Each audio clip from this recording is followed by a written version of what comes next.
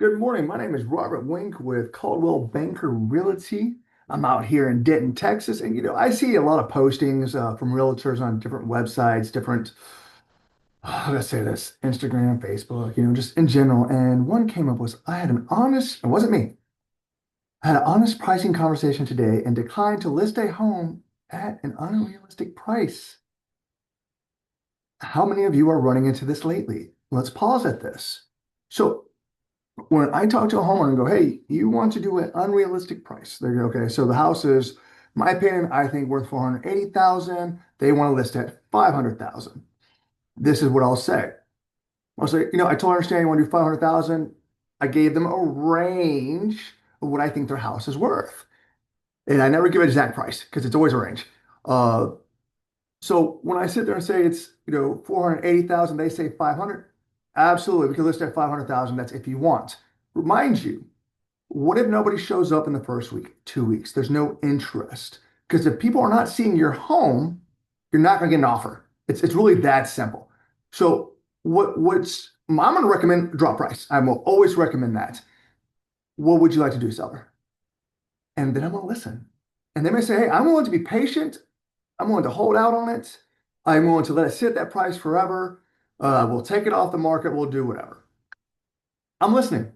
Absolutely. We'll list your house at 500,000. I think it's worth 480. I would recommend listing at 475 because the way people look when they review on Zillow, Homes, Realtor.com, Redfin, etc. So when you sit there as a buyer, think about this. As a buyer, you go to any Zillow, Redfin, Homes, Realtor.com. And you go, I like that house. And what's the first thing you look at? Is estimate. What is it worth? So if all the websites are saying it's worth 480,000 or a range of that, and you're at 500,000, you might want to listen to that because I'm going to provide what's called a comparative market analysis saying this is what I think your home is ranged at. Now, that is using a what's sold in the last 90 days. I like that. That's normal with appraisers and people when they list. My thing is, especially at this time of the winter, I look at your competition. What are you competing against? Because this home may be better than this home or your home. And so you also have to look at that as a home seller of what is my competition? Am I trying to beat them in speed of trying to sell my house? At the end of the day, everybody wants to make the most profit. I 100% agree with that. But you have to look at the realistic of as a buyer, I'm going to look at the house and say, hey, this is what the estimate says. I'm going to go to my realtor and go, give me the pricing. And then they're going to look at the house and any little issue, they're going to try to nickel and dime it. And especially if you end up going under contract during the option period. We could talk real estate all day, but how is this happening lately? This is more and more happening. Trust me, I have sellers out there that it's been on the market. I'm like, let's drop price, let's drop price, let's drop price. And like, nope, I don't want to. My house is better than this house that sold or this or that. Absolutely. Boom. It's on them. It's the seller.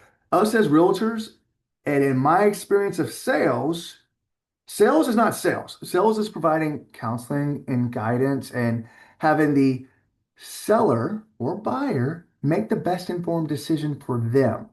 You'll come across things such as objections and I mean we can beat objections all day, but that's why be aggressive or pushy? I mean, selling and buying a home is you're gonna live in that thing 24 hours a day. Your family's gonna be there. Real estate is a game. I don't see it as a game. It's not one of those things you mess around with when buying and selling. You make a decision because it's a life-altering decision. So at the end of the day, my answer is this. I will list your home at any price you want.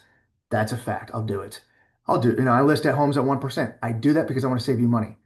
But if it doesn't move or if it doesn't sell or if nobody's showing up, we have to relook at it and listen to my guidance. But at the end of the day, you as a seller will make the decision.